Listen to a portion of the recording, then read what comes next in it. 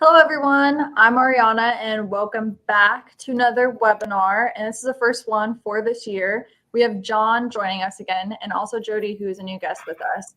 They'll be sharing some knowledge and of a combined 30 years experience, not calling you guys out on age or anything, but it's a lot of knowledge that you're going to share with us tonight to discuss the importance of obtaining your carry permit. As always, make sure to submit any questions you have in the comment section. And reminder, this webinar is recorded, so it'll be up on the YouTube channel to share tomorrow or to watch if you missed any pieces of it. Thank you again for everyone joining. All right, guys, you want to take it away? Yeah, absolutely. I'm definitely excited about this one just because there's so much misinformation about what you can do for constitutional carry. And I mean, those of you that have seen me on here before, I don't like calling it constitutional carry. I just don't. You can call it unlicensed carry like I do. A lot of people will call it permitless carry. I don't like the term constitutional carry because there's just so many restrictions that come when you're unlicensed, and there's so many more benefits to being licensed, which is why, in my opinion, it's a joke to call it constitutional carry. And those of you that don't know me or haven't seen me before, I've been in the firearms industry for just about 15, 16 years now. I've run and managed different gun stores and gun ranges, and I've been an instructor for 15 years. I have taught countless carry permit classes. Main base of operations for forever for me was in Texas. I've become a national instructor, and I get to teach all over the country now.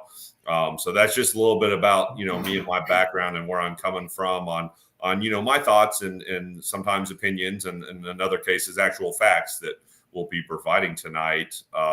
And then I've known Jody, great instructor. I'll let him give you his background. I've actually got to have the pleasure of co-teaching a couple classes with him and just seeing what a phenomenal instructor he is. But I'll let Jody tell you all about himself. Yeah, so my first time on a webinar. I'm excited to be here and thankful for the invite. I've been in the firearms industry really kind of, I'd say at least about the last 15 years as an instructor. Got an instructor certification in just about every state where I can possibly get it. Taught all over the country. Typically what I do is travel all over and train just about every weekend.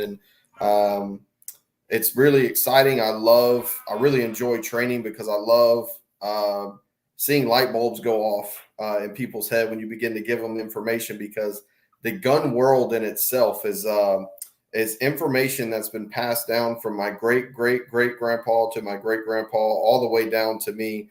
And we live in a different world in a different time. And so many of these gun terms and things that we hear are just absolutely false. And we've grown up believing them.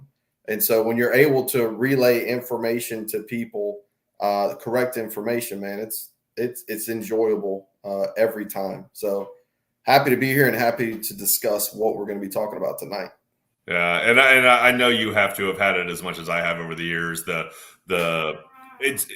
I almost want to say questions, but it's really not. It's more statements that students are giving me, the instructor. And I mean, it's almost always like some of my favorite people, the old school guys, and they're passing down information they heard from their grandfather or from a sheriff from, 40 years ago. And it doesn't work that way. I remember I had a student in class just adamant that they had a criminal trespasser in their backyard, had told them to leave. They didn't leave. Fortunately, they called the police, and police came, took care of it, removed the guy, had him charged and everything like that. He said that the sheriff told him he could have shot the guy. Yeah. And I was like, you absolutely could not have shot him. If he was breaking into your house, causing you to fear for your life, that's one thing. But him just standing in your backyard and refusing to leave, that's criminal trespass. The most you can do is use force like a bouncer at a bar and put your hands on him and get him out of your backyard. But you definitely can't use deadly force. Well, the sheriff told me, I'm like, look, man, there's plenty of good police out there. And there's ones that know the laws and there's ones that think they know the laws. And you're not going to be able to go to court and have your defense be, well, the sheriff said I could shoot. Like, it's not going to work. You're going to be convicted for aggravated assault, possibly manslaughter if they die. You probably wouldn't get, definitely not first degree murder. It's not premeditated, but I mean, you could possibly get second or even third degree murder charges, but I mean, manslaughter for sure if they die. And so just the misinformation that's out there on so many different, laws that, you and I both have been fortunate enough to teach over the years. This is a topic that drives me nuts, and why we're doing this webinar. So many people now think they don't need to have a carry permit because I believe, correct me if I'm wrong, Jody, I think it is now with Florida being the last state, to my knowledge, that did it. It went into effect last July for them, that there's now 26 states that have the constitutional carry, the unlicensed carry. Yeah, I think it is at that floor, with Florida being the last one. Last year there was 3 or 4, I think. Yeah, there was a bunch all at once. Bunch of them, yeah, did it. that jumped. Yeah. And I might be wrong on that information, so excuse me, don't quote me on that. But the last one I heard about was Florida, that now has it enacted, and it was last July, and they became the 26th state. So, just a little over, a little bit more than half our states now in our country have this unlicensed carry, and there's so much misinformation. The biggest thing for me with misinformation that I hear people say when it comes to the permitless carry or constitutional carry, whatever you want to call it, is people feel like there's no need for reciprocity because these states are going permitless carry or constitutional carry.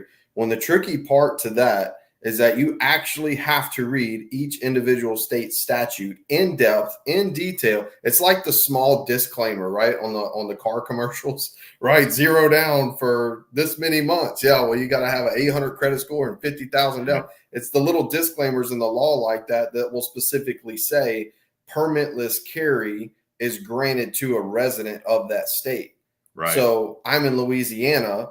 Texas actually has it in theirs where it pertains to any resident of any state that's legally able to own and possess a firearm. But if I were to go to Georgia, which is constitutional carry, it's only for those residents. So you find people getting in a lot of trouble because, I don't need a permit because all these states I go to are all permitless carry, when you still can't legally carry. Yeah. In those states. And that's, I mean, you're absolutely right. I mean, I love the example that you gave, because, you got to get out that magnifying glass and read the fine print. And that is the problem, because, even here in Texas where I'm at, when we were getting the constitutional carry, the unlicensed carry, so many people thought that they could do what I was doing as an LTC holder. And just for people, because I've already seen it in some of the comments, CPL, CCW, each state has kind of their different name for their carry permit. So I think for just all intent and purposes, for tonight, just calling it a carry permit, because some places it's the LTC, like in Texas, license to carry. And it used to be called a CHL, concealed handgun license. And other places it's the concealed carry weapons permit. And other places it's the concealed pistol permit. And there's just so many different, names and abbreviations. CCDW in Kentucky. Yeah. So, I mean, there's just so many, but whether you hear us say the word LTC or CCW or CPL, we mean the same thing. That's what your carry permit is called in your state. But, it's all over the media and it's all over the news. Texas is getting constitutional carry. And, anytime a state does it, same thing when Florida just had it go into effect in July. And that's a huge problem too, is a lot of time these bills that are going to allow you to have constitutional carry in your state, even though the governor has signed it, it won't go into effect for another 2 to 4 months sometimes. Right. There were people in Texas that when the governor signed it into law, they thought, okay, it's the law now. And it technically didn't go into effect until September. And so, I mean, you for months had people illegally carrying their firearms in Texas thinking they could. I mean, and it's just one more thing that people don't understand, because they don't do the research. They just hear we got constitutional carry in our state, whatever your state is that has it. And they just start strapping their guns on and carrying, not knowing that there's so many things you have to consider. One, has it even gone into effect yet, technically? Two, like Jody was saying, it does vary in different states. Some states that have the permitless carry, the unlicensed carry, the constitutional carry, it's only if you're a resident of that state that you're allowed to participate in the unlicensed carry. And if you're coming in from another state, you can't. Then there's states like Texas, where I'm at, where we did the unlicensed carry for residents and non-residents of Texas. So, Jody can come from Louisiana over to Texas. And I mean, we both obviously have our permits, just in case that wasn't obvious and clear. We both obviously have our permits. But if he didn't have his permit, he could come to Texas and carry, because that's the way we did ours. the other thing you got to take into account is how you're going to be allowed to carry if you're carrying unlicensed. Being in Texas, we get it all the time that, you guys when you cross in the border into Texas, man, they hand you a free gun. Like, you guys just love guns. You have the best gun laws. And don't get me wrong, we've got some great gun laws, but we don't have the best gun laws of all the states out there. I mean, we don't. West Virginia's laws are like practically non-existent. Teaching out there was crazy. And learning all their laws or lack thereof compared to what I have in Texas and what other states have. But, everyone thinks, oh man, so many people open carry in Texas. And, you get out into the, country and rural areas and the farm areas, and especially getting out to West Texas, sure, you'll see some open carry. But honestly, of all the states that I've gone to and taught in, Colorado is probably where I see the most amount of people open carrying just out in public. Whether it's going to a CVS or a Walmart or a Costco, whatever. I forget what grocery stores they have out there. We go Super Kings or something like that. But the interesting thing about Colorado and open carry is there are certain counties, right, like Denver County, Aurora County, Boulder County, that don't allow open carry. And a lot of students out there seem to be kind of like confused on that because they said, wasn't it a state law that we can open carry? And it's like, yes. However, the county law is going to supersede that state law. King Super. Sorry, somebody wrote it in the comments, King Super. Yeah. But yes, the county law is going to supersede whatever that state law says. It doesn't seem like it should, right? But that's what's, of course, I'm not a fan of open carry, to be honest with you. But if they're going to do it out there, you have to tell them, man, you cannot go in these three counties, and only more counties are going to pass it, moving forward. Yeah. Well, I mean, that's the problem with other states. I mean, you know this, preaching to the choir here, but I mean, states like Colorado, California, New York. I mean, laws literally vary from county to county, or like with New York, borough to borough. Whereas in Texas, our laws are the same across the state. Despite, the city of Austin trying to make up laws that go against what the state of Texas wants, the governor, the attorney general, they've had to remind certain lawmakers in other cities and counties, like, you can't do that. You can't go against what is the law. It's the law of the land for Texas. It's the same no matter what city you're in, but that's not the way it is in every state. But a big reason you see a lot of open carry in Colorado is that it's the people that don't have their permit yet. And the reason why in Colorado, if you're going to carry unlicensed, because they did their constitutional carry, if you're going to carry unlicensed in Colorado, your only option is to carry openly. Okay. You have to open carry. The only way you can conceal carry in Colorado is if you have a carry permit. So like when I go to Colorado, because they're reciprocal with my Texas permit, I can conceal carry when I'm in Colorado. I'm licensed. I have a permit. And that's why you'll see a lot of people in Colorado, racing to go get and sign up for a carry permit class so that they can start carrying concealed, because they're not all open carrying because they want to open carry. They're open carrying because it's their only option until they get that carry permit to where they can now conceal carry. So that's one thing you have to take into account too, if you don't have your carry permit and you're going to carry unlicensed. Because in Texas, unlicensed, you can carry open or concealed. That's the way Texas did it. So, I mean, as far as constitutional carry laws go, I feel like Texas did a pretty good job of it. It's for residents and non-residents. You can open carry or conceal carry without the permit. But there's so many restrictions you have in Texas if you are carrying unlicensed. And that's the way it is in other states also. And I mean, that is a huge problem, getting good people that are just law-abiding citizens being charged and convicted of misdemeanors and felonies because they're carrying unlicensed where they're not allowed to. Perfect example is there's a movie theater that my wife and I go to. It's probably 7 minutes from my house. And that's where we go. And they've never, ever had signs ever that would stop me, a license holder, from carrying my gun into that movie theater. And I always carry when we go there. Right after Texas passed the unlicensed carry and we got our constitutional carry here, there was a sign in the window. And I couldn't see what it was because I'm in the parking lot. I'm so far away, but I know what a penal code sign looks like. And that's what we have in Texas, are penal code signs. And I'm sitting there telling my wife as we're walking up, I'm like, if it's a 30-06 sign, which means I can't conceal carry in there, I'm like, we're going to go to a different movie theater. I didn't think it would be. It'd be weird for them to do that all of a sudden. And sure enough, it was the new 30-05 penal code that will stop you from being able to carry your firearm inside if you're unlicensed. Unlicensed. That sign doesn't affect me. I have my carry permit. I'm still allowed to carry my gun into that theater, and I still did, and we enjoyed the show. But if you're unlicensed and you carry your gun into that movie theater, it is a felony because they sell alcohol at that theater, and that's what makes it a felony, is because alcohol is served at that premises. And so, I mean, that's just the thing. There are so many more places I'm allowed to carry my firearm because I do have the permit, that if you're unlicensed and you carry, it could range anywhere from a misdemeanor to a felony. And I mean, it's restaurants, it's businesses. There's so many more places I'm allowed to carry. Now, that is not true in every state that has constitutional carry. But in a lot of the states, they have put restrictions on the unlicensed carriers that you're not allowed to carry here. But if you have a permit, you are allowed to carry here. Mm-hmm. And that's why I hate calling it constitutional carry. It's a joke. If it was actually constitutional carry, there'd be no restrictions. Right. You have more freedom with what you can do and where you can carry when you're licensed versus if you're unlicensed. It's why I recommend everybody, go get your carry permit, or at the very least, if you just want to be, no, I'm going to still carry unlicensed, take the carry permit class. I mean, I don't see the point of taking it and not getting the permit, because then you get the reciprocity with other states. I mean, it depends on your state.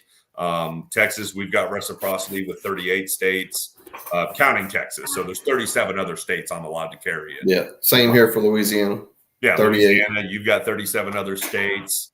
I saw a comment earlier, since we're kind of talking about this, that was typed out at the very beginning by David Wright, talking about how he has the Michigan carry permit and the Colorado carry permit. And he got the Colorado carry permit when he lived in Colorado. Sounds like he might still have a place in Colorado, but now he considers Michigan his, main place of residence. And so he has that carry permit now.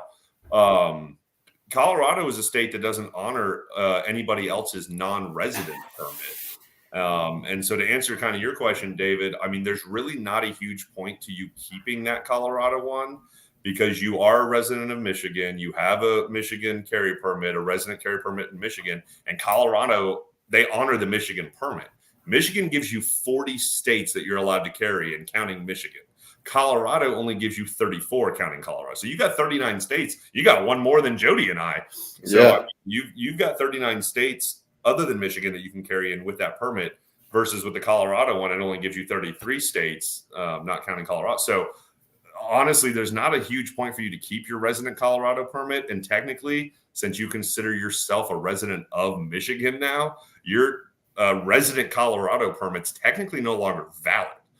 You could turn it into a non-resident Colorado permit, because some states allow that. Like Michigan does not. Michigan does not allow a non-resident permit. They don't have that as an option. Colorado does, but there's no need for you to do that, because Colorado honors your Michigan one, and you have more states. So, I mean, honestly, if you want to keep giving money to the state of Colorado every 5 years to renew your carry permit, have at it. But it's not really necessary for you based on having the Michigan one. I see he's writing 50-50 residents. I thought in your comment too, David, you had wrote that you're a legal resident of Michigan, meaning what's on your driver's license. A lot of times they want to compare whatever's on your driver's license as your primary residence, right? So whatever your driver's license says, I think, is going to be considered what your primary residence is. And so that's where the permit should be held. Michigan's definitely one of the best. I mean, it's one of the best in the country as far as you get to reciprocity from a single state. Not adding like non-resident permits onto it, but a state like Michigan's got better reciprocity than Texas and Louisiana. Yeah, which is crazy. Yeah, it's absolutely crazy. Which is nuts. And I mean, I think everybody, watching, I think we can all agree that we are long past due for needing a national carry permit that allows us to carry in all 50 states. Just like our driver license lets us drive in all 50 states. I think that's long past overdue. I think it's something that we would all want to have. I'm sure there's going to be some people who would be like, no, we shouldn't have to have any permits. It should just be true constitutional carry, for us in all 50 states. And and I don't necessarily disagree. I'm always torn on that issue. It's our Second Amendment right. I get it. I'm just a little uncomfortable if someone who has never, ever, ever touched a gun in their life can walk into a gun store, buy that gun, and go strap it on and go out in public with me and my family. Well, what's scary, John, but I always you buying it and taking it home. yeah, I'll always tell students. I mean, look, I've got a 21-year-old son and an 18-year-old daughter. I'm showing my age a little bit here, but I would have never put the keys to a vehicle in their hands without teaching them how to drive.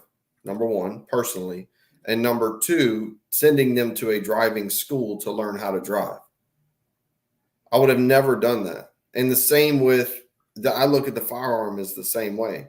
I would never hand my son a firearm and tell him, okay, you're 21 years old now. Congratulations. You took a concealed carry. You didn't take concealed carry. You can go open carry. Like without any training at all. It's more of my hope is it's a responsibility, right? I'm 100% for our Second Amendment rights all day long, every day. My thing I teach is you got to be a reasonable, responsible, sober, trained adult. You need to meet all 5 of those qualities, in my opinion, in order to carry a firearm. Because we have some that are maybe reasonable, but responsible ties right along with being trained. Like how hard is it to take one day of your entire life? In some states, it's not even a day, right? It's 3 hours, 4 hours, 6 hours to go get yourself educated on laws. Firearm safety is something that if you don't practice it continually, it can be forgotten. And so it's all these things. I mean, I'm a huge, huge advocate for the training of it. The permit's great for reciprocity because with reciprocity, if I know in my hometown where I should probably not go after 11 o'clock at night, I know what gas stations to stay away from. Yeah. But if I was to come visit you, and I wouldn't know where not to go, right? And we can, I mean, my goodness, we have all the resources for all this research that we can do for areas that we're going to go to. But at the same time, you're not going to find gas stations, right, that are sketchy at 11 o'clock at night. So bringing a tool for protection when you're not in your comfort place or a place that you're familiar with is even more important. So the permit with reciprocity, I mean, I encourage people to get every one they possibly can. I saw somebody comment earlier. They had Oregon, Washington, Texas, and Oregon, Washington, Texas, and Florida. If there's a non-resident permit and it adds reciprocity, man, it's absolutely worth it. No, I agree 100%. I'm actually in the process. I just have to submit the paperwork and pay the fee now. I'm getting my non-resident Utah carry permit. And the whole reason I'm doing it is that it's going to give me Washington State. Washington State does not honor my Texas carry permit, even though Texas honors theirs. It's a unilateral agreement that Governor Perry did a long time ago, back when he was governor. But I want to get that Utah non-resident permit, so now I'll be able to carry in Washington State also. So definitely there are benefits to not only having your resident permit that you need to have for your state, but getting non-resident permits of other states like Utah's, Virginia's, Arizona's. Florida's got a good one. There's who? Florida. Yeah.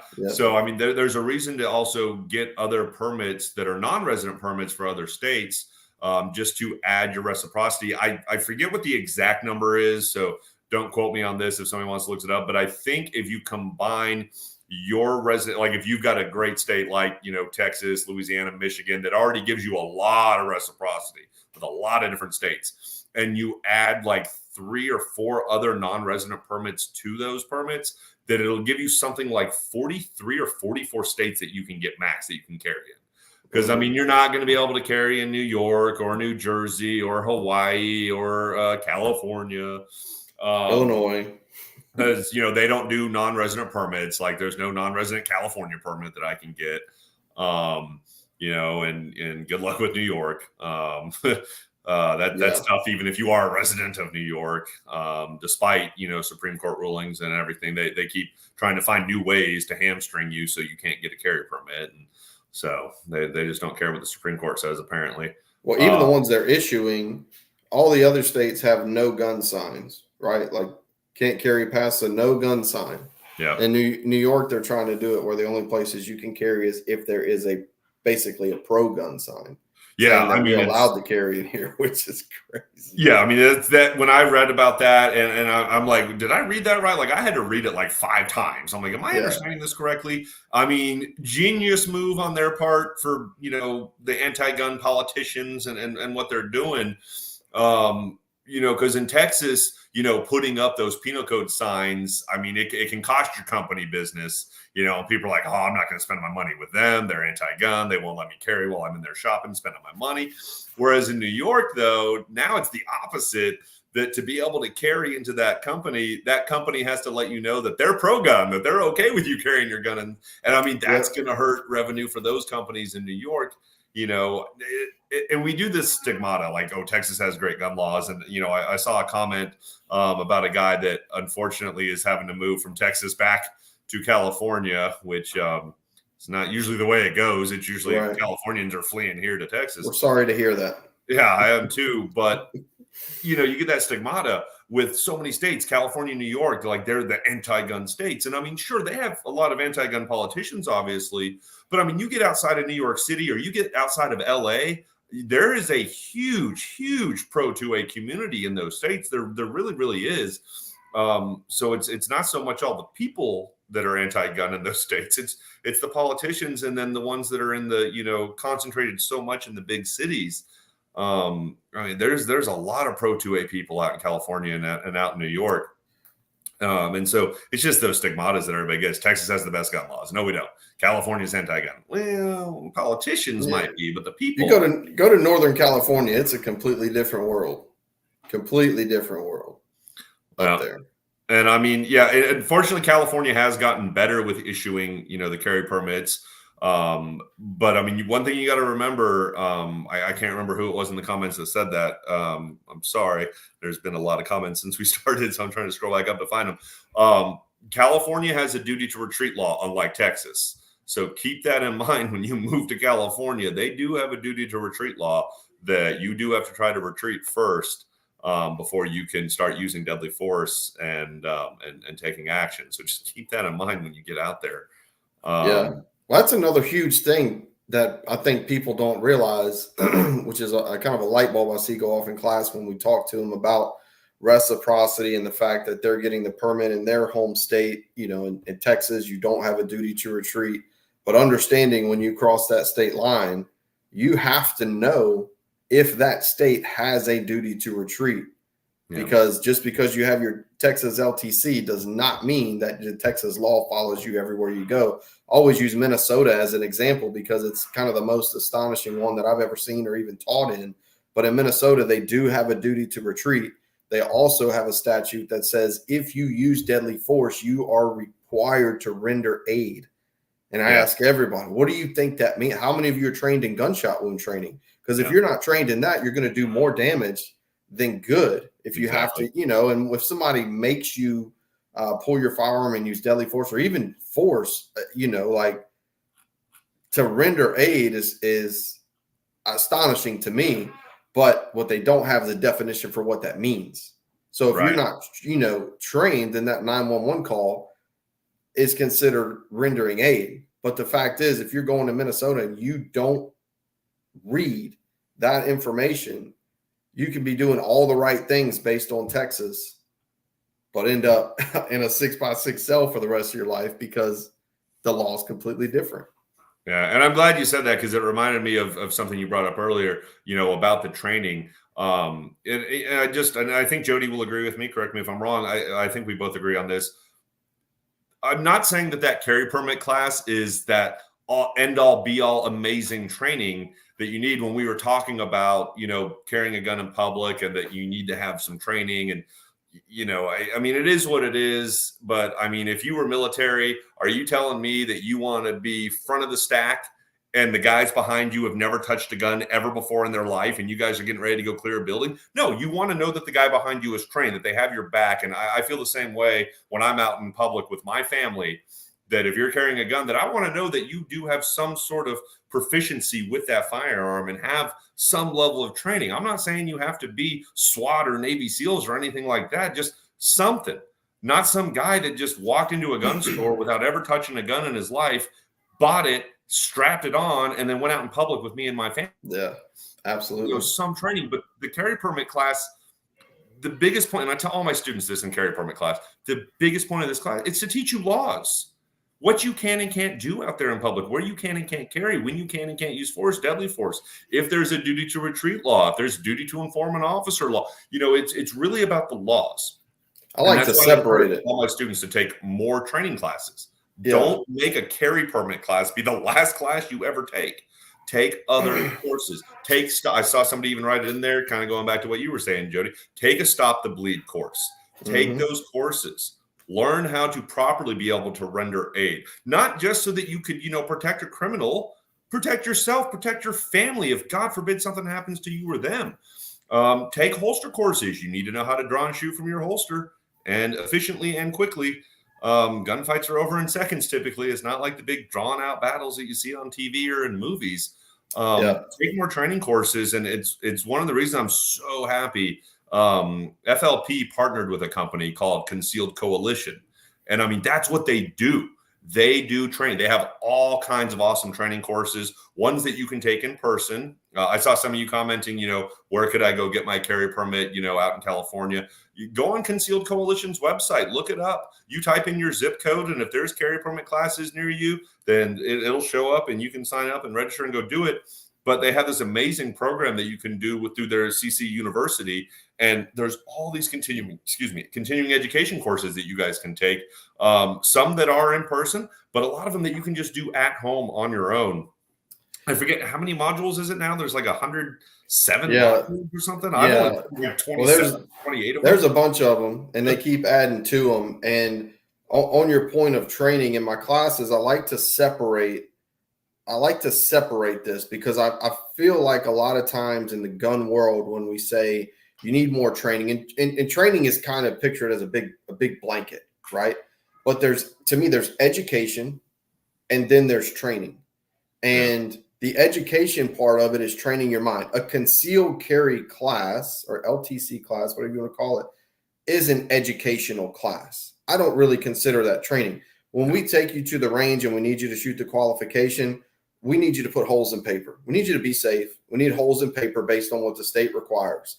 Yep. If you want an actual training shooting course, that's completely different. And if you look at any competitive industry, right? Because let's be honest, if you get into a physical fight, whether it be use of force or use of deadly force, it's basically a competition that we need to win, right? Both on the physical side and the legal and financial side. But any competitive sport that you go to, boxing, when the boxer gets in the ring and spars with their partner, if they don't go educate themselves on their opponents, they're at a loss, right? All that sparring in the ring is going to be for nothing. If you go to a gun range and you go through 5,000 rounds and you can shoot the X out of a target at 15 yards, man, congratulations. I love it. But if you don't educate yourself, there's a problem. If you go home and practice your draw stroke and you get it down to 1 second, man, I love it. But if it takes you 20 seconds to be able to make a decision to go for gun or do I go for pepper spray, or maybe is this a better time to just retreat, then the whole 1 second doesn't even matter. So I think we all get caught up in this whole term of, oh, I need to go shoot more. I need to go shoot more. Yes, we all need to shoot more.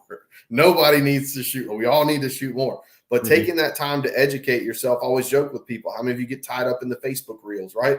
I woke up at 4 this morning. By 6 o'clock, I was dumber than I was at 4. Are there all bad things on Facebook reels regarding firearm training? No, but I'm not looking to educate myself in that moment. I'm looking to be entertained. Same with YouTube. Everything on YouTube's not bad, but typically if I'm going to YouTube, I'm not putting myself or my mind in a place that says, hey, I'm ready to be educated.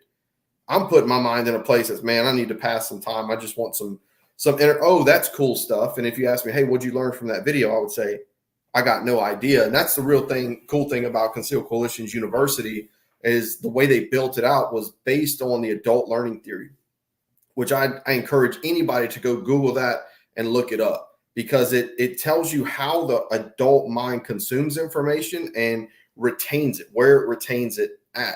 And so all theirs are built on 3 to 4 minute videos with a 5 to 6 question test afterwards, which helps you retain the information that you just watched. I mean, if you're going to educate yourself and you go watch something for 30 minutes and I ask you, what'd you learn? You say nothing. You just wasted 30 minutes of your life. So I love how they did that and pieced it together, because you don't have my attention span for 20 minutes on a video, couple minutes, and then I get to break into something completely different that helps me remember it. And then I can move on to the next video. It's a really, really cool program that they built out. Yeah. And I mean, I agree with you 100%. Everything on YouTube is not terrible. There's definitely great instructors that are out there on YouTube. Don't get me wrong. There's bad ones. There's ones that what they're telling you will get you killed if it's completely not the correct information. But I mean, there's plenty of good ones. There's John Correa with Active Self-Protection. I went and did a training course with him and Neil, and they brought in, it was something like 10 or 12 different instructors that are world renowned. And they did this huge 3-day weekend training session out in Kansas. I had so much fun. I learned so much. It was amazing. I definitely helped improve my skills. And I mean, and that's the thing I encourage all my students. Jody and I are instructors. We train every year with other instructors. Every year we do more training courses, anything to help make us better that we can pass on to our students to make our students better. Take more training courses. And I always tell students too, I'm like, look, I don't think you need to take every single class that you're ever going to take for the rest of your life with me. You shouldn't. You need to go get other experiences and other training with other instructors, same as I do. But I tell them, ask your instructor, what's the last class you took, or what's the next class you're looking forward to taking? And if they don't have an answer to either one of those questions, probably get a different instructor. That's the one thing I love of the instructors that I do courses with. They're constantly doing more courses too. So I love training with instructors like that, because I know that they're going to get better. They want to continue their education. And the instructors that it's a few, but the ones I've met over the years that think they already know everything, I don't like that. I can't stand them. I don't want to train with them, because they think they have nothing to learn, and everyone has something to learn. There's always more education out there for all of us to receive. And so if it's an instructor that they just think they know everything and they don't need any more training, I'm sorry, you probably need a different instructor. The world's best instructors and experts. I mean, I'm betting most of you in this chat know the name Masad Ayub. He does more training. He trains with other instructors. I mean, just continue your training and education, whether it's in person, whether it's online, preferably both. But I agree, Jody, you do have to be careful with some of those instructors on YouTube, or, the Facebook instructors, some of them, but there are plenty of good ones out there. So it shouldn't be just automatic disregard because they're on YouTube. I mean, there's YouTube videos. There's good stuff. I challenge people, if that's what you're going to go do and look it up on YouTube, definitely, research the instructor the best you can, but also put yourself in a place where you can learn, like be ready to be educated and take notes, write stuff down. I'm telling you, the adult learning theory model is really interesting, because it really breaks down what you're going to retain. I love online training, because you can always rewind what you just watched. In the middle of a class, you can't rewind what your instructor says and say, that's one great thing about the MyFLP mobile app when it comes to the laws and things like that, on how it's broken down in a very simple format. But, things online, you can always rewind and say, oh, let me watch that again. Or, hey, I missed that part. Or 3 months later, you can say, I know this guy said this. Let me go back and watch it. So I'm a huge fan of it. I think it's got its place. I think both are needed. Yeah. No, I agree 100%. And I mean, I know some of you on here were asking, and I knew this was going to happen with this webinar. We had our purpose for what the topic was, and I hope we've addressed that, for why it's important to get your carry permit versus just carrying unlicensed. There's so many more benefits to carrying with a permit than to carrying unlicensed. There's just more you can do, more places you can carry, more states you're going to be able to carry in. But somebody brought it up, about knowing these laws. I know a lot of you have our protection already. A lot of you are already protected by firearms legal protection. And I've said it before, for those of you watching, if you don't have some kind of protection right now, obviously I strongly recommend us. I had FLP protecting me. It's been almost 9 years now. I had their protection before I ever even came to work for the company. It's how much I believe in the company and why I wanted to come work for FLP as I learned more and more about the company, and got to start meeting some of the people that work at FLP and getting to meet the president and the vice presidents and all them, and just realizing it's a company that truly cares, that truly has your back. If you don't have our protection, please get somebody's. Like, I honestly mean it. I tell all my students that if you, obviously I'd prefer for you to have our protection because we do have the best, but if you don't have our protection, get somebody's. Seriously, something's better than nothing. But one amazing thing, aside from the fact that all the attorney fees are covered for your criminal and civil trials, the thing I probably use the most, because I really don't want to have to use my FLP protection, because that means I was in a bad situation, and I don't want that to ever happen again. Right? You know, I was in a situation 17 years ago. This kind of protection didn't exist 17 years ago, so I was on my own back then. But the thing that I use all the time with my protection is the FLP mobile app. And I, you know, like I said, I've become a national instructor now. So I get to travel all over the country, teaching classes in a lot of different states. I'm sorry if any of you live in Illinois, but man, that class is brutal. It's a 2-day course. It's 16 hours to do your carry permit there, on top of the fact that you got to have your FOID card too. You know, I love going out to Illinois. The people are great, but man, that's a brutal 2 days of 16 hours of talking about laws in Illinois. It is tough. But the app, the MyFLP app, I use it all the time, because on that app, you plug in your carry permit or permits. You know, as soon as I get from the state of Utah, my non-resident one, I'm going to add that into my app with my Texas resident one. It shows you all the states you're reciprocal with that you can carry in, all the ones you're not. But the biggest thing I use it for is now all I have to do is click on that state, and I have the laws that I need to know for that state right there, all detailed out. I just click on every single bar there. You know, there's, you know, the signs that you have to look for in that state, and if they're enforceable, if there's a duty to inform an officer when you're pulled over that you have a carry permit. I always tell an officer, whether the state has a duty to inform or not, I always let an officer know that I'm a carry permit holder. Here's my carry permit. Here's my driver's license. Here's where my firearm is located. So I always let them know. It's got their use of force and deadly force laws, whether there's a duty to retreat. It's just a very, very helpful tool that I use all the time. For those of you, you know, wondering about, you know, looking up the laws of the other states, that's the tool I use. I use it all the time. It's very, very helpful. Yeah, I've been going through. I'm flying out to teach 2 events in Arizona tomorrow. So I've been looking up Arizona's, you know, all their things. What I love about it is the yes or no, right? What we do for a living is we go through state statutes and we read them verbatim, and they're, in my opinion, written by politicians, made to be understood by attorneys, not by us normal folk. And so it's nice to have the yes or no. Can I carry in a restaurant serving alcohol? I just need to know yes or no, right? I don't need to know the whole statute, but I love how if you don't believe them, they also put this, you can click on it, they put the statute right behind it. Yeah, the statutes, the penal codes, everything. Yeah, so it's every state that I travel to. It's, you know, I'm out 3 weekends a month in different states, and every state before I go, it's super simple. Click on the app, click on the state, everything you need. Yeah, absolutely. And it's the thing I love about this webinar is just because I could tell there were some questions that were submitted ahead of time, but before we went live. And so I knew we were going to, you know, dive off into different paths and everything. So I hope we covered, you know, the importance of why you should have your carry license. And I see Ariana's coming back on here.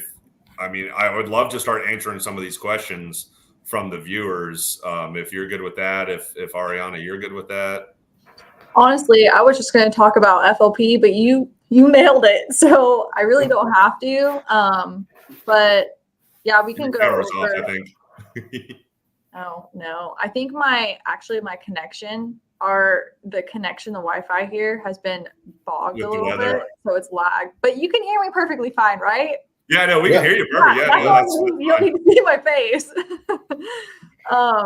But yeah, so as I was saying, I was just going to talk about FLP. You already nailed it. We usually we'll go through the video on just the different plans. So I'll put that up just so you can see, all the viewers can see exactly what plans we have for who doesn't have FLP already. And then we'll go through the pre-submitted questions real quick. But I'll talk about what FLP can provide our viewers, since you already talked a little bit about it already.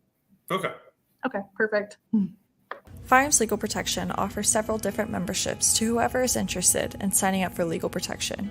These plans are divided into individual plans and a family plan, which some benefits and pricing vary state by state.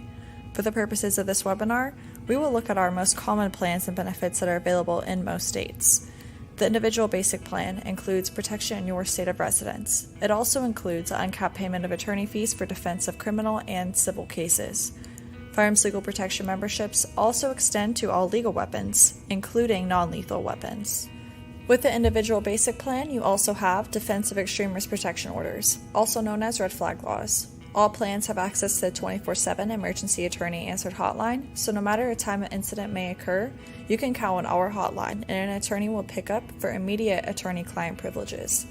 You also have access to the MyFLP mobile app and one of our recently added benefits, expungement of criminal record on non-conviction incidents.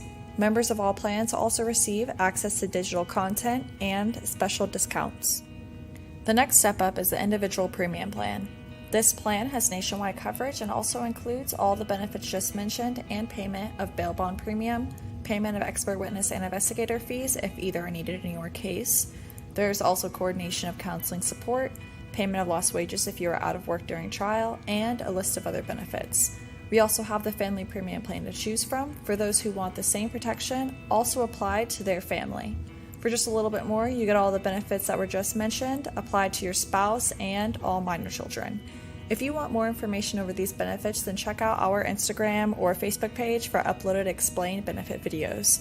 Remember, if you, friends, or family are not already protected by Firearms Legal Protection, please click the link below for a special discount we offer our webinar viewers. Now, let's get back to today's webinar.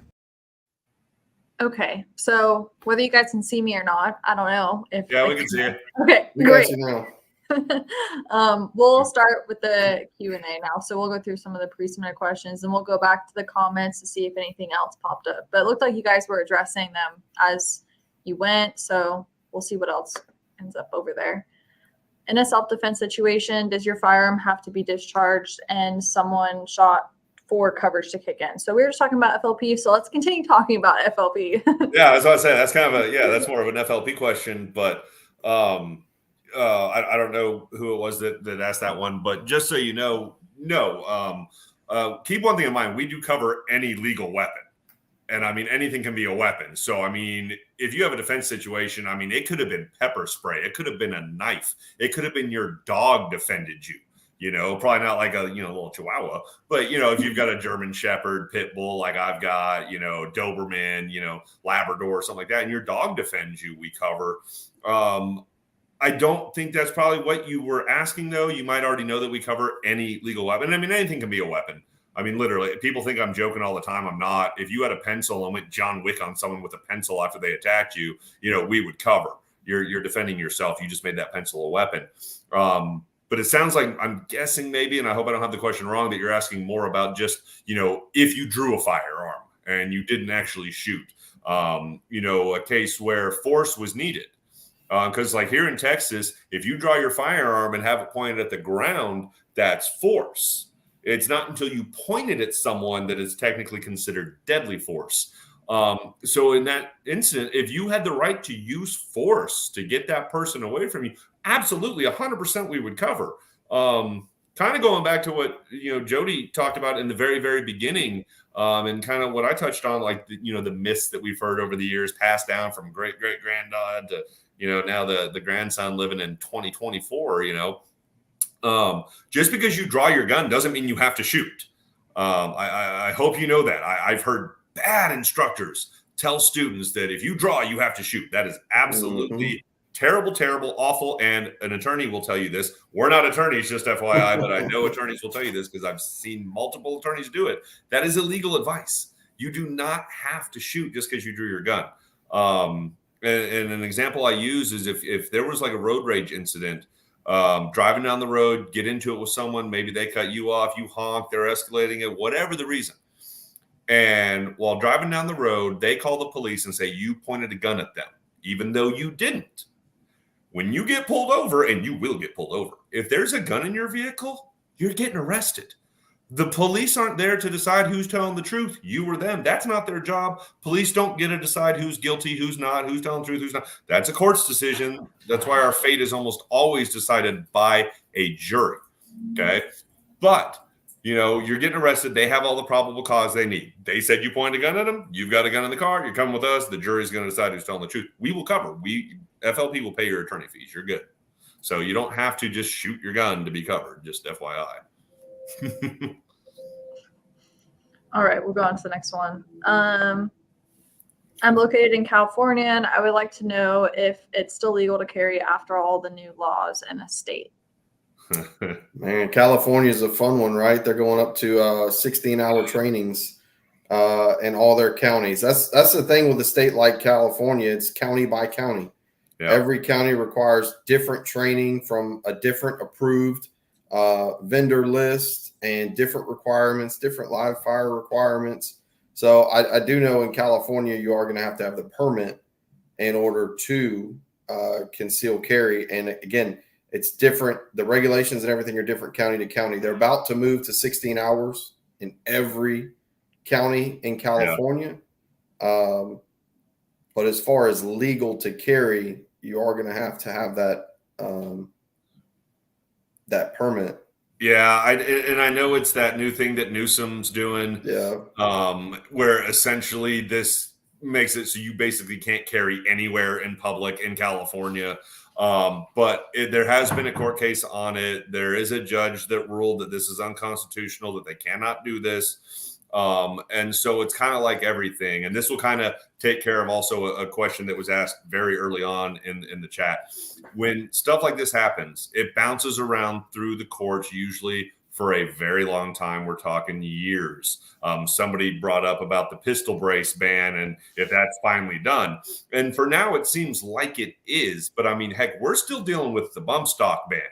Technically, bump stocks are legal again based off the last federal judge's ruling, but it's still going to be their decision on whether or not they want to bounce it through some other lower courts or the appellate courts. Same thing with the pistol stocks, the pistol braces. So that's going to bounce around for a while. It seems like they're kind of giving up on the pistol braces for now, but that could always change. But as of right now, yeah, the pistol braces are legal again. So based off of what the judge did in California, ruling that this was unconstitutional, it sounds like in California, that law hasn't gone into effect officially to make everywhere in public off limits for you to carry. Does it mean it won't happen? No, it does not. And I mean, the best advice I can really give you, because we're not attorneys, is to talk to a local California attorney, firearms attorney about that issue and see what their thoughts are on it. But as of right now, based off my knowledge, and I could be wrong, it's not technically officially law yet, but it doesn't mean it won't be. I know that most people, when they ask, they want a definitive answer. Unfortunately, there's just not really a definitive answer to give right now on that. Yeah. I like what you said. Ask attorneys, man. Like, yeah. I love law enforcement. I'm a huge supporter of law enforcement. But you got to understand, they are required to know their city laws, county laws, and when you get into state laws, I mean, you know how it can be so confusing just to learn one state's laws regarding one section on firearms and where you can carry in prohibited locations. They're required to know a lot. So as far as them being educated on every little detail like this, man, the best thing you can ever do always comes from a firearms attorney. Yep. I agree 100%. I mean, over the years, when new laws go into effect, there's new penal codes, whatever, and I mean, as instructors, we have to read these, and we're instructors. We're trying to decipher all this legal jargon that we're reading through. And I mean, a lot of times, yeah, it's cut and dry. We make sense of it. We understand what they're saying. But occasionally there's a new law that comes out and I have to call an attorney and I'm like, hey, what exactly does this mean? Because I don't want to teach anything wrong to my students.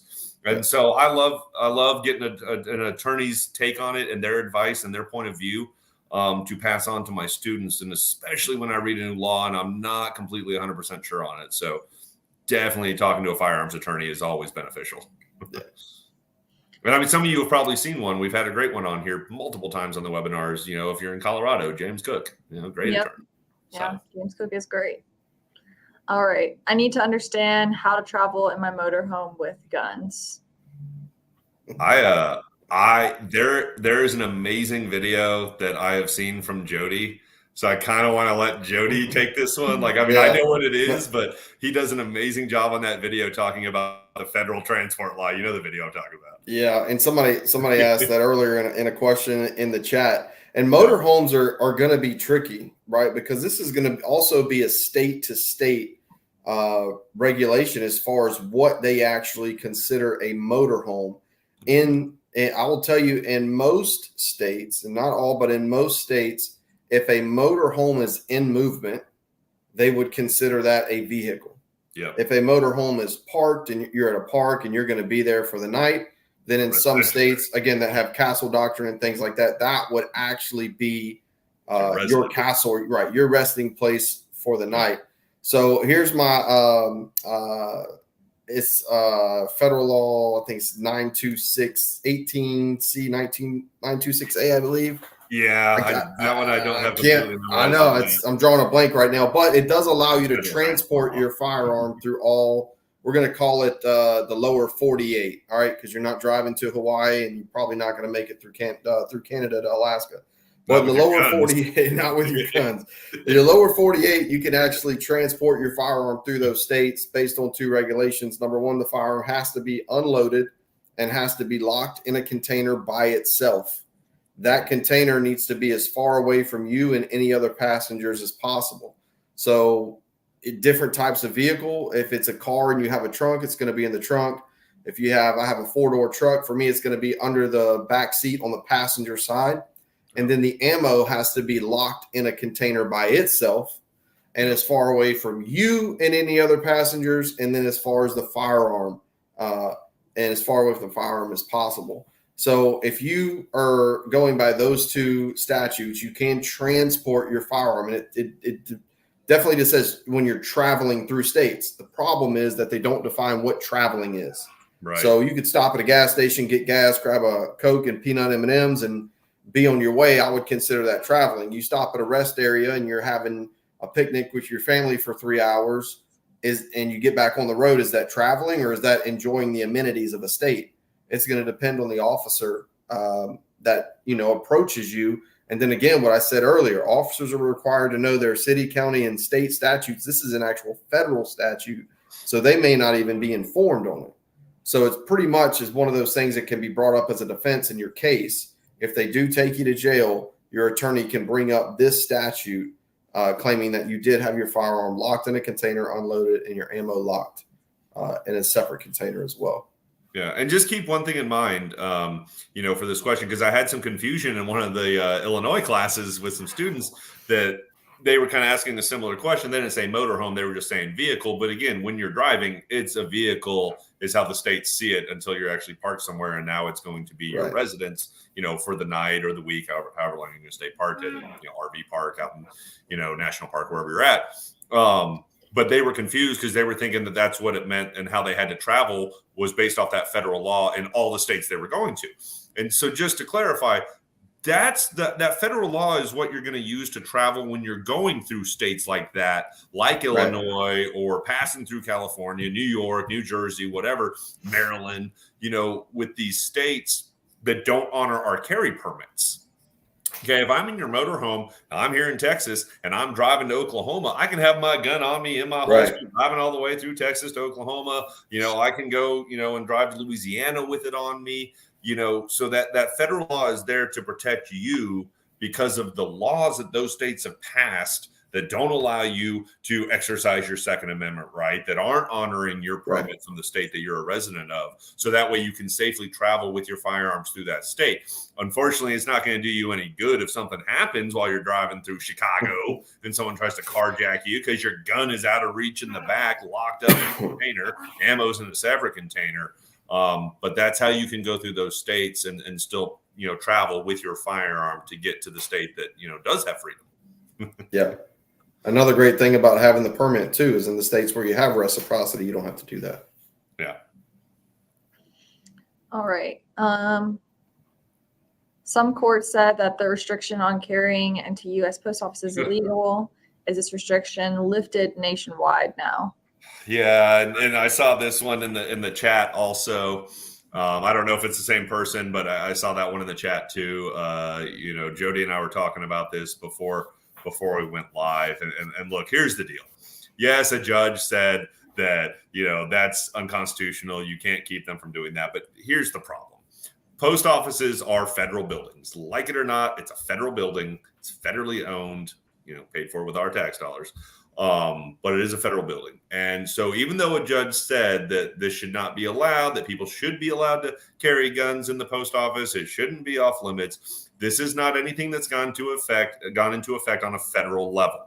Okay, there's no federal law right now saying, yeah, you can suddenly carry into a post office. And why I don't think it will happen is because either they'd have to make it so that we could carry in all federal buildings, or they would have, which is not going to happen, or they would literally have to write out a law that's specifically going to exclude the post office as being one of the prohibited federal buildings for firearms, when it's basically all federal buildings are deemed prohibited from us being able to carry our firearms. So don't carry in a post office right now is all I'm going to say, because well, go further than that. Go further than that, right? Because even the statute right now says that you can't carry on post office property, which means if your firearm is in your vehicle and your vehicle is on post office property, that is illegal. So not even in the confines of the building, if the post office owns or leases that property, if it's a standalone post office, you can't even have it in your vehicle and drive onto the parking lot.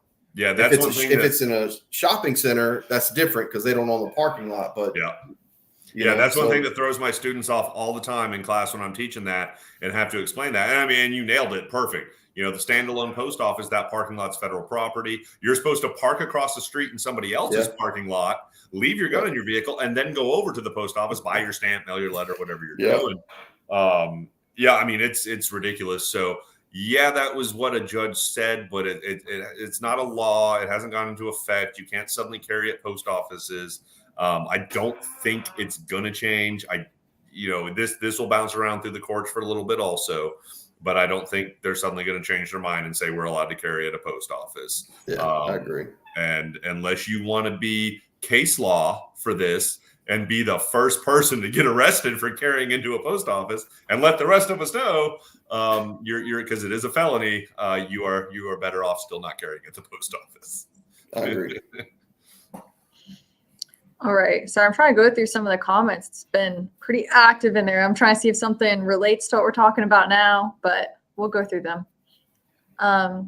Does having a carry license and the training that goes with it help me in a legal case against me involving the use of my firearm in self-defense? I mean, I think I know how you feel on this, Jody. I think we're in agreement on this. But I have let students know, I mean, that's one of the benefits of doing more training courses. It is definitely a benefit of doing the Concealed Coalition University courses, because after each one, you get a certificate showing that, hey, you've taken all of these courses. The carry permit class, you've made the decision to be a responsible gun owner, to want to know the laws, what you can and can't do, when you're allowed to use force and deadly force, when you're not. And so, I mean, there's obviously always pros and cons to everything, but even attorneys will tell you it is a huge, huge pro for your attorney to be able to show the judge, to be able to show the jury, to show the court, look, they've taken this training class, this training class, this training class. Here's 60 certificates they have and all this training that they've done to avoid this situation. And the only reason that this situation happened is because of this criminal that forced them into it. They've done everything they could. I mean, there's de-escalation courses you can take, which is huge. There's all this that they can give to the court to show that you never wanted to be in this situation, and that the only reason that you were in it is because they forced you into it. And well, ignorance is not a defense. Training to avoid that. Right? Ignorance is not a defense. Your attorney is not going to say, oh, well, they didn't know, so they shouldn't be charged with this. The fact of the matter is that all the material that we need and education that we need is out there for us to get. It's our responsibility to get that. So, I love it when people say, well, if I take more courses, they're going to look at me like I wanted to do this. No, put yourself on a jury and let me walk up to you and throw 10, 12, 15 different certifications down in front of you and tell you this is what John Brand has done to make sure that he never had to do this. Yeah. How would you feel? You would immediately feel that John was reasonable, responsible, obviously sober. He's trained. Like, that makes, if I was on the jury, that would make me say, this person didn't go take all this time out of their life to go learn how to use deadly force. They took all this time out to learn how not to ever have to use it. I think it's a huge benefit. Huge. It goes a long way, and firearms attorneys will tell you the same, that, you know, absolutely. I mean, aside from not only the carry permit class, but, you know, the other training that you do, and especially when you take courses where you can have certificates that you can show the bam, bam, bam. Yeah. They've done de-escalation, they've done pepper spray, they've done all of this. And I mean, that too, you know, I tell my students all the time, I mean, yeah, I carry a gun and a knife pretty much all the time, but I carry pepper spray too. So does my wife. Pepper spray is a great use of force alternative tool to have with you. And so, I mean, imagine if it's a case where it's life or death, you're at risk of serious bodily injury or death, you've deployed your pepper spray. That didn't stop them, because let's face it, pepper spray doesn't always stop them, just like tasers don't always stop people. And so finally, you know, it came down to you or them, and you had to go to your firearm. You've got all this training that you're going to show. You deployed pepper spray during it, doing everything to avoid using that deadly force. It really does go a long way in court and with juries. So, definitely. All right. I've heard that the type of rounds defense hollow points used could pose problems if altercations occur. Any truth to this? Yeah, I mean, I think I know what you're asking here. You know, just to clarify, whenever you have a firearm and you're buying hollow points, and especially if it's a new gun, you're buying new ammo, always make sure you go to the range and, you know, run like half a box to a box of those hollow points through your gun to make sure that, one, your gun feeds those hollow points, because some of them are pretty picky. Not all of them are, but some of them are picky and only like certain types of hollow points. I don't think that's what your question is. I just want to make sure to reiterate that, though, for people. Don't just buy it without ever testing it out and making sure it cycles through your gun. But I'm guessing you're meaning that, you know, the prosecutor is going to try and use it against you in court, that, you know, you used a hollow point when you shot the criminal. There's pros and cons to everything, and 100% they're going to try to use it against you in some cases. And I say 100%. In some cases, yes, they will. In other cases, it won't be brought up. It depends. It depends on where you're at, the district, the courts that you're in, the county that you're in, the prosecutor, the DA, the ADA. It really depends on whether they're going to try and sway the jury by talking about you using hollow points versus having an FMJ and then calling hollow points deadlier bullets. Has it happened? Yes. Does it always happen? No. That's where it's so important that you have your expert witnesses, which, I mean, you guys that have FLP, you know, if you've got the premium plans like we have, then your expert witnesses are paid for by us too. We pay the expert witnesses. And that's where it really, really comes into play, is for them to point out how everything that prosecutor just said is completely a lie, completely wrong. And that's the whole point of why you're going to have an expert witness or witnesses testify in court. And the one that I'm constantly reminded of, this was years ago, because they're going to use whatever they can against you. I mean, it's an attorney's job to try and sway the jury, to try and put reasonable doubt into their minds. And there was a guy that was getting stabbed by a criminal with a knife and drew his gun, shot, defended himself. The prosecutor in that case got up in front of the jury and showed them the shirt that the victim that defended himself was wearing that day. And it was a Punisher skull shirt. You know, the Punisher logo from the movie, also the symbol for Chris Kyle's unit. So shows him this shirt and goes, look, you know, he's wearing the Punisher skull, the movie The Punisher. We got a guy that thinks he's a vigilante and can just shoot whoever he wants to. Completely stupid. And that's where the expert witnesses come into play, of pointing out it has no bearing what clothing you're wearing on the night of a self-defense incident. What clothing you're wearing has no factor. The only factor is, did you have a right to defend yourself from someone actively stabbing you with a knife, already causing you serious bodily injury that's possibly going to kill you? And the only answer is yes, you have that right to defend yourself from that person. Who cares what clothing you're wearing? That in no way should factor into your decision. And that's the point. They're going to use whatever they can against you to put doubt in the jury's mind. That's what attorneys do. But that's where your attorneys and your expert witnesses fight back against all those little sneaky tactics that they're going to pull in court. All right, we'll go on to the next one.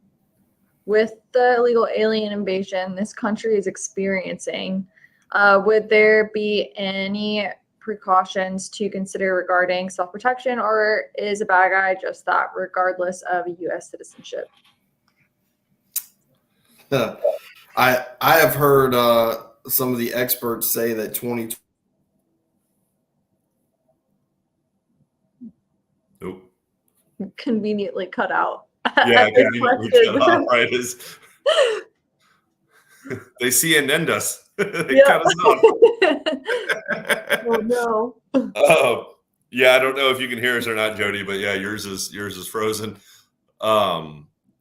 You know, and again, I mean, we're not attorneys, but I know the way it usually is supposed to happen in court is, I mean, you just never know. Certain cases, obviously, the media gets involved. They got to politicize it and all that. But typically, yes, I mean, a bad guy is a bad guy. They don't care about your citizenship status, whether you're a citizen of the US or, you know, a citizen of, you know, China or Russia or, you know, Mexico or wherever. You know, it's coming down to, based off their actions, did you have the right to defend yourself in the manner that you did?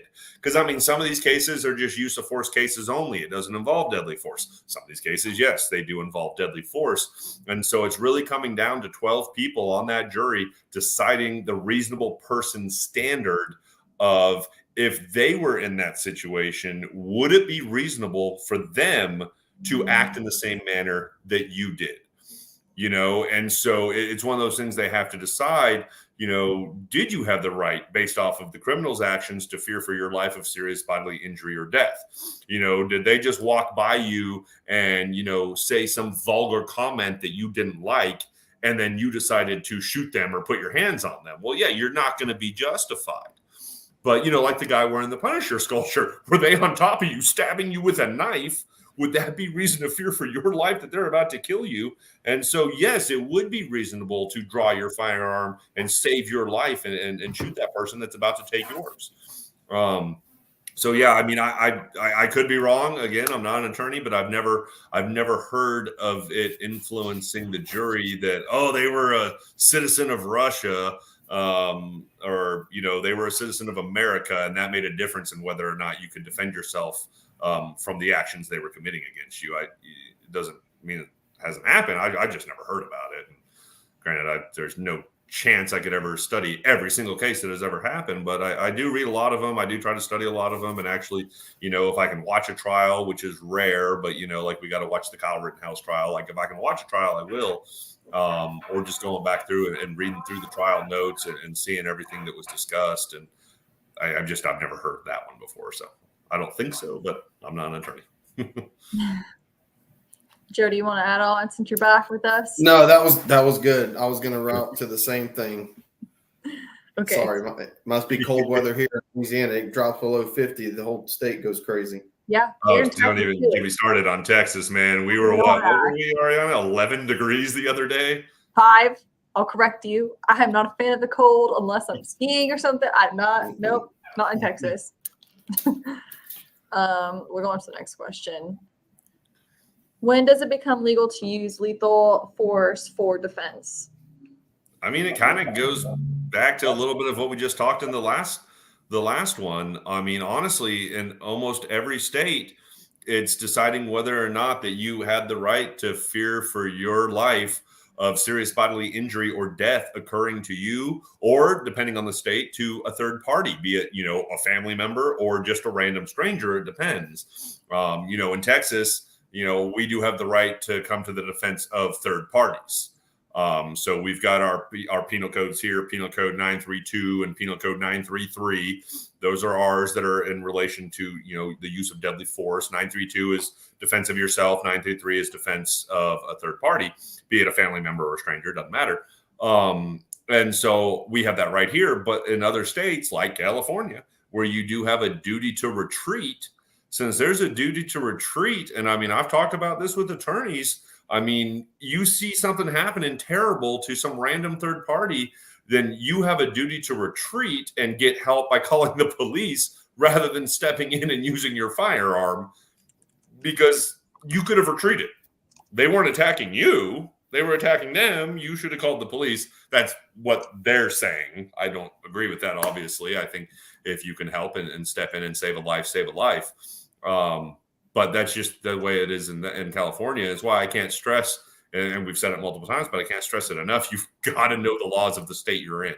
And I don't just mean the state you live in. I'm assuming most viewers, I'm assuming you do travel to other states. Maybe not as often as Jody and I do with what we do, traveling all over the country all the time. But I'd be willing to bet you go to other states. Maybe not if you're in Texas, because you drive for 15 hours in Texas and you're still in Texas. But a lot of the states we're going to, where we're teaching at, I mean, these people that live here, they drive an hour or 2 hours and they're in a new state, which I mean is unheard of for us in Texas, but not for them. I mean, there's people and I've got people that they live in Arkansas and work in Missouri, and vice versa. Live in Missouri, work in Arkansas. So I just can't stress enough. You definitely need to know the laws of the state that you're in. But general practice in almost every state is were their actions that they were committing against you giving you the right to fear for your life of serious bodily injury or death. And then a jury will have to agree that and do the reasonable person test that they agreed that based off those actions, you had the right to fear for your life.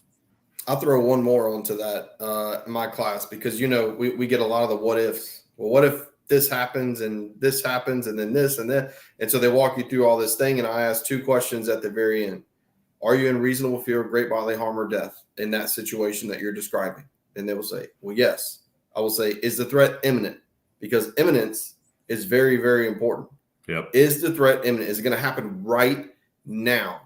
And if they say, well, no, because they said they're going to go back in their house, I said, well, then the threat's not imminent. Right. If somebody comes up to you and says, hey, I'm going to shoot you, I'm going to go in my house and get my gun and shoot you, although you may be in fear for your life because they said that, the threat in that moment's not imminent. And that imminence is going to be very important in a case like that. No, excellent point. Yeah, imminent is 100% key. It's got to be imminent threat of serious bodily injury or death. I mean, like you said, you can't be like, I'm going to go buy a shotgun at the store next Tuesday and then I'm going to kill you with it. Well, if they're coming at you next Tuesday with a shotgun, now it's imminent. Now it's imminent. Yep. Yep.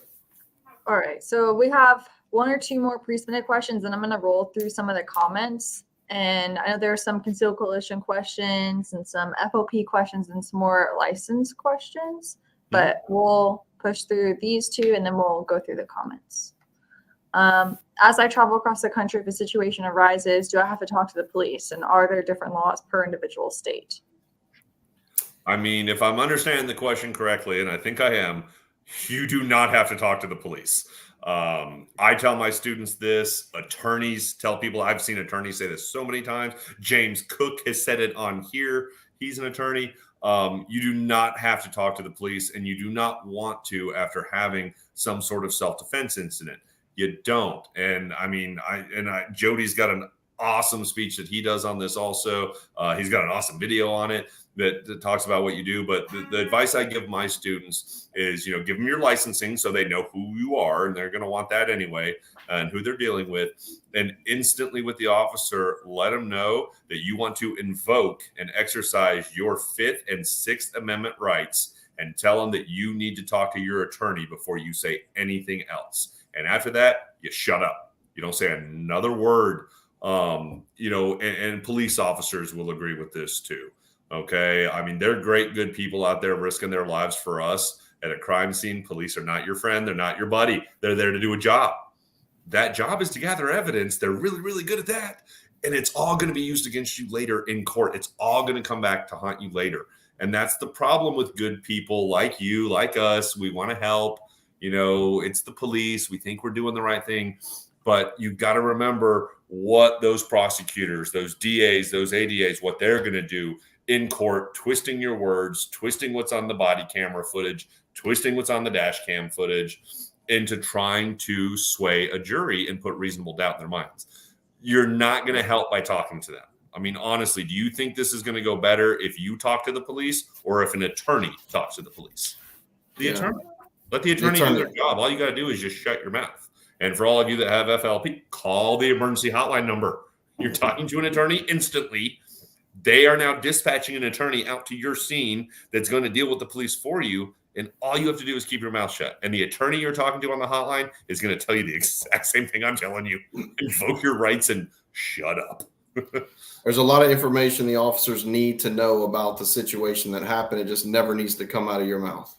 It always needs to come filtered through an attorney. I always use the reference of just if you take a shooting that involves just your normal everyday citizen and a police officer. If it's a police officer involved shooting, they're going to come up to that police officer and say, go home for 72 hours. We need you to be 48 to 72 hours. Your union rep's going to call you. But as a citizen, they want to walk up to you and they want the information of just what happened. When, if you look at, they have the scientific data and tests that show in that moment with a high stress situation like that, you can't recall events that happened verbatim. And so if I'm talking to anybody, it's going to be to an attorney that if I get some kind of, detail mixed up, the attorney knows how to interpret that to the authorities and let them know exactly what they need to know. Yeah. No, I mean, your adrenaline's flowing after this incident and a lot of people are in shock. And I mean, you hear it all the time. I mean, on 911 calls, body cams, people after these incidents, man, adrenaline's flowing, sometimes shock, run off at the mouth, saying all this stuff they don't even realize that they're saying that gets used against them later, not only in the criminal courts, but also in the civil courts when you're being sued later. And it really has done a lot of damage to good people over the years because of running off at the mouth. Just keep your mouth shut. Let the attorney do their job. Everything you say can and will be used against you. It doesn't say everything you say can and will help you. It can only be used against you. So why say anything? Yeah. Definitely.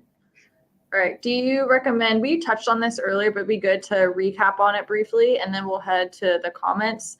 But do you recommend obtaining a carry license if living in or moving to a constitutional carry state, and what are the benefits? Yeah, I mean, just for a recap, I think we made that obvious. I hope that, obviously we do believe in getting your carry permit because of all the benefits you get. I mean, one, the reciprocity with the other states. I mean, no matter what, your carry permit's going to have reciprocity with other states. You might not have as many, I don't. That Michigan carry permit is awesome. 39 other states that you get right off the bat with just that one. You got 40. My Texas one, I've only got 37 other states, 38 when you count Texas. So just the reciprocity you get with the other states. The fact that now, depending on the state and how they did their constitutional carry, that you can carry concealed instead of having to carry open. And then on top of that, just, states like Texas, and there's plenty of other states that have done this, where there's places that are always off limits if you're unlicensed. But if you have that license, you can carry there. And I mean, just to reiterate, perfect example is the movie theater I go to right down the street from my house. I carry there, completely fine, completely legal. I'm not breaking any laws because I'm licensed. If you're unlicensed and you walk into that theater with your handgun on you, it's a felony. There's just way more benefits to having a license. I agree. Simple. I agree. Yep. Another thing outside of firearms, I've actually used my concealed carry permit as an extra form of identification. If you go to DMV or something like that, they always want that second form of ID. I've used that before. It actually works. So. There's honestly one thing we didn't touch on at all. And my apologies. I should have. I mean, especially, running gun stores and gun ranges. The other thing, this isn't every state because some states have their own laws, but federally, that form you fill out when you go buy a new gun, that's a federal form. It's called a 4473. You fill it out every time you go to the gun store to purchase your firearm. Federal law states that if you have a carry permit, the gun store does not have to call in a background check on you. And that's how most of the states do it. There are states that have decided, like California, that have put in their own laws into their state legislation that, hey, we don't care if you have a carry permit or not. We're still going to do a background check. There's going to be a mandatory waiting period. But in the majority of the states, you go buy your new gun, you fill out that 4473, and you have a carry permit. The gun store's like, all right, cool. Here's your gun. Have a nice day. You don't have to wait for a background check. You're leaving with your gun that day. So that's actually a benefit to having the carry permit also. Unfortunately, not in every state, but in the majority of them. So keep that in mind. That's one I forgot to mention. My apologies. All right. Let's start with this question in the comments, bringing it back to FLP. If you get the family premium plan, do you have to be married? No. So we at FLP, we do it a little bit different. If you're getting a family plan, you do not have to be married. As long as you live in the same household and you consider someone your spouse, they will be covered by your family plan. So just if you live in the same household and you consider them your spouse, they're good to go. When I did my family plan, after we got engaged, we moved in together, saving up for the wedding and everything. And so we got married, I think it was just under a year after the engagement, because I proposed October 26th. We got married October 19th. She was covered for the entire time, almost a full year, but 11 and a half months she was covered, because I switched from my individual premium to a family premium. And it was fine because obviously we're engaged. I consider her my spouse, and we had moved in together. So yeah, I actually had another part of this. I actually had last weekend in Florida, someone who the family benefits, of course, added on a little more protection, a few more add-ons than the individual premium. And they signed up for it. And I asked them, hey, would you write your spouse's name? Said, no, I just want it for me. So I was like, okay. But the individual person wanted the family plan just to grab all the potential benefits that the family had as well. So. Yeah. And keep in mind with that family plan, not only is it going to cover your spouse, but it'll cover any kids you have 17 and under living at home with you. So if you've got kids 17 and under living at home with you, they're covered. If you're in a situation where there's been a divorce, because I've been asked this a lot, kids are with you half the time and with the, ex the other half the time, that's still fine. They still live with you. They're still your kids. If they're 17 and under, they're covered by the family plan too. I've had plenty of people get a family plan, not because they have anyone they consider a spouse anymore, but because they still have kids that are, 17 and under living with them. And that's why they did a family plan. So, yeah. I have some Conceal Coalition questions come through, so I'll pop them up. I'm trying to find one of them, but one asked, there's a certain state that they asked if there are Conceal Coalition classes, but if it's nationwide, I don't know if there are specific classes that Conceal Coalition doesn't have classes in, but you guys would know for sure. Yeah. And they also asked about a CQB course. Well, as far as locations of training, if you go to concealedcoalition.com, it's got a zip code lander. And if you punch your zip code in there, it'll bring up all the locations within that state that they have. Some states require only online training. And if so, it'll have an online option on there. Some states require in-person. It'll have all the in-person classes. And then some states require either in-person or what would be hybrid. Louisiana is one, Texas is one. We consider them hybrid states, where you can actually take the classroom portion of the class online and then meet an instructor to complete the live fire qualification. A lot of people are choosing that nowadays just for time, because you can take the course on your own time.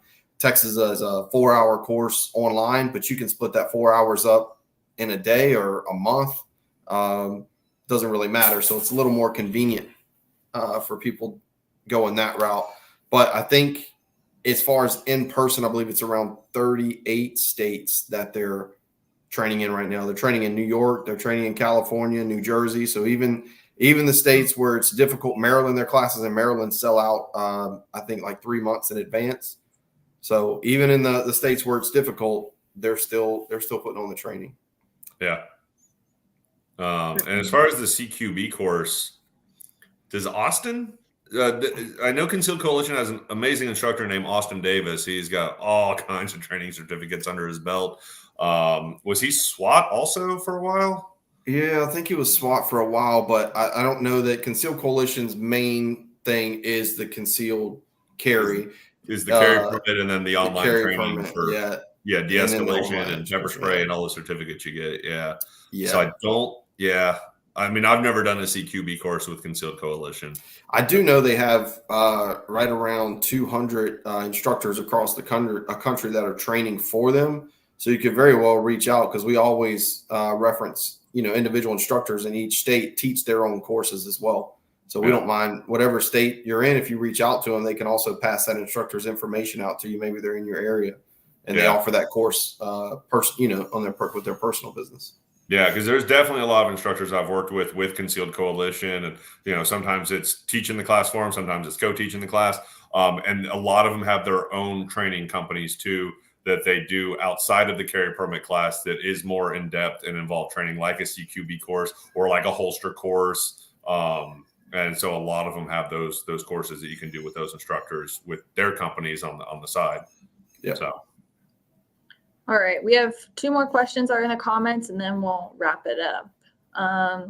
Can FLP notify my contacts?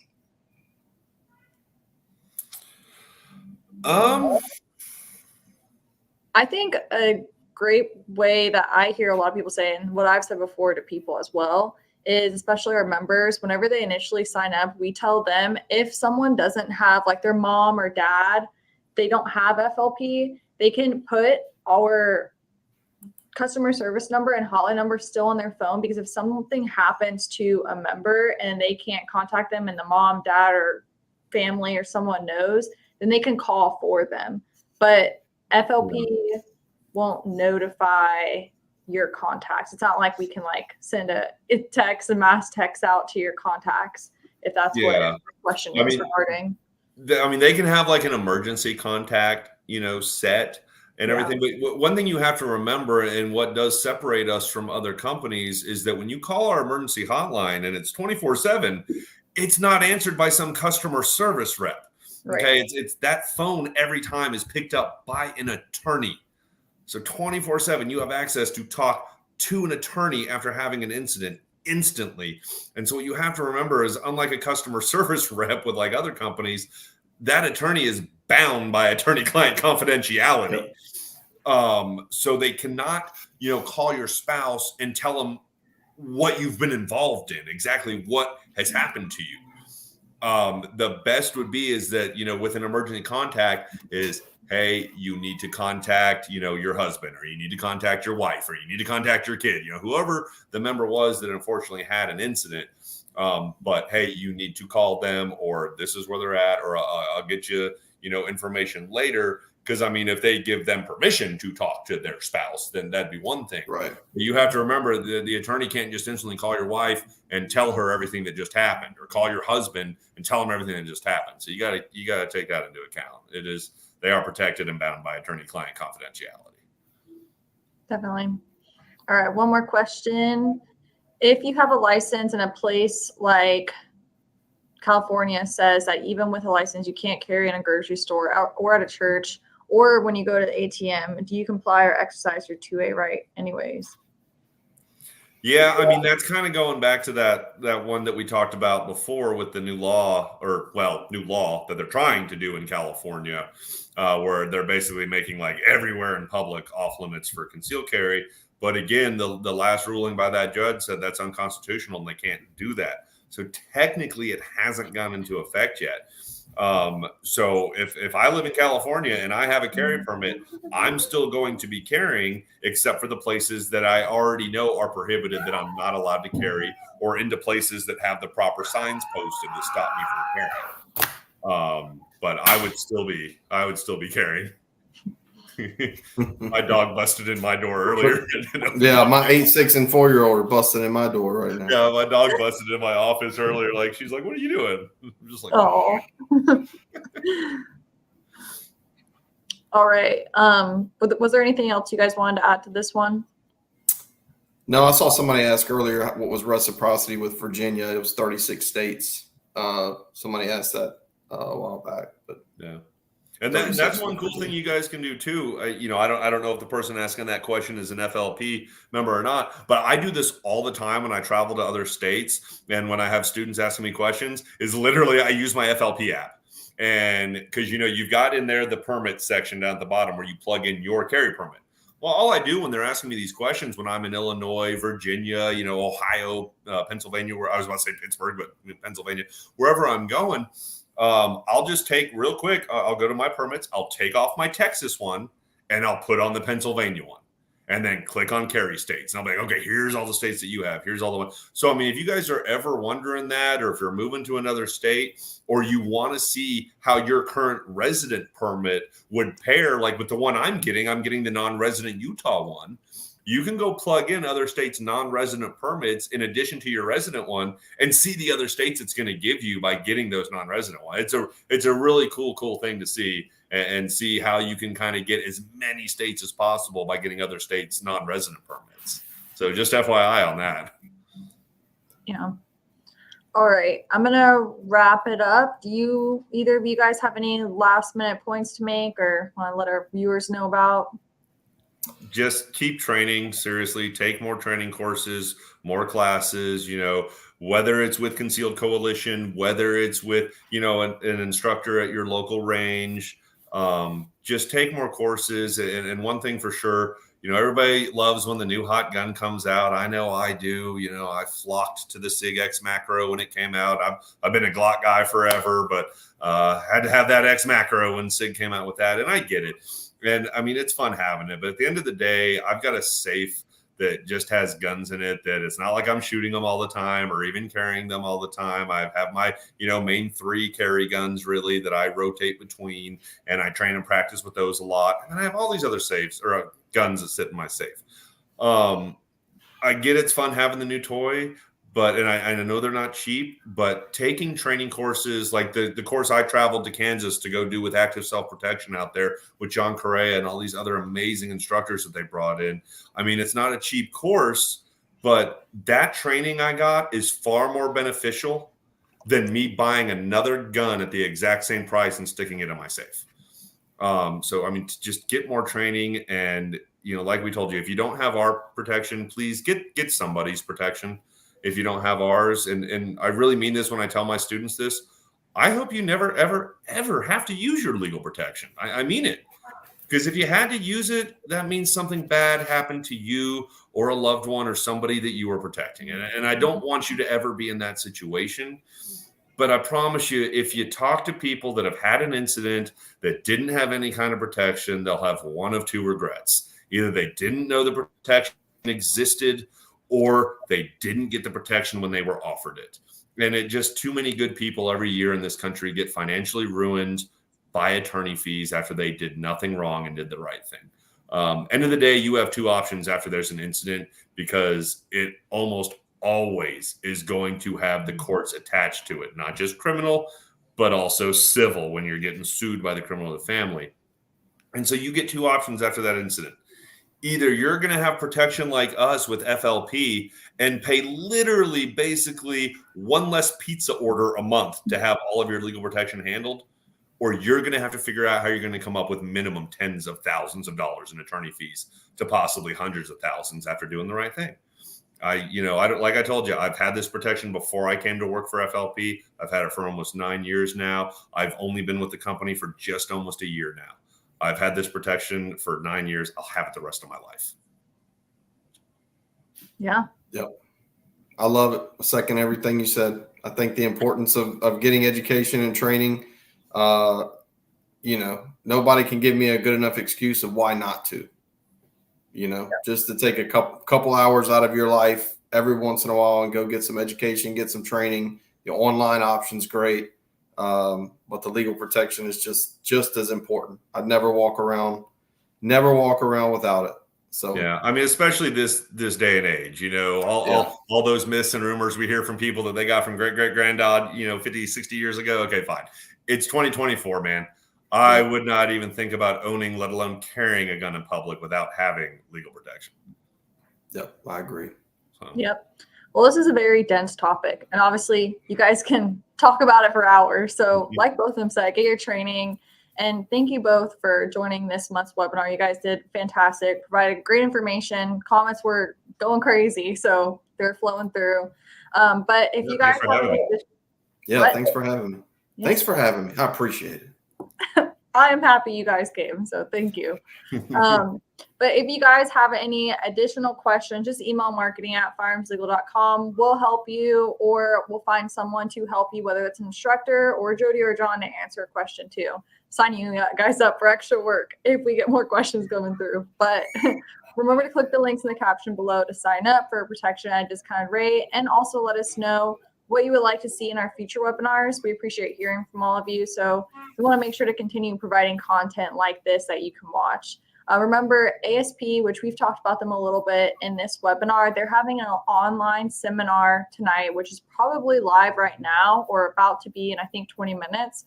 But if you're interested in joining, then head over to their website to sign up. They'll give you a link and everything to watch. But if you're an FLP member, remember you guys get to watch those seminars for free and check out your recent newsletter. The coupon code will be there. But thanks again, everyone, joining tonight. Have a great rest of your night. And remember, protect yourself, we'll protect you.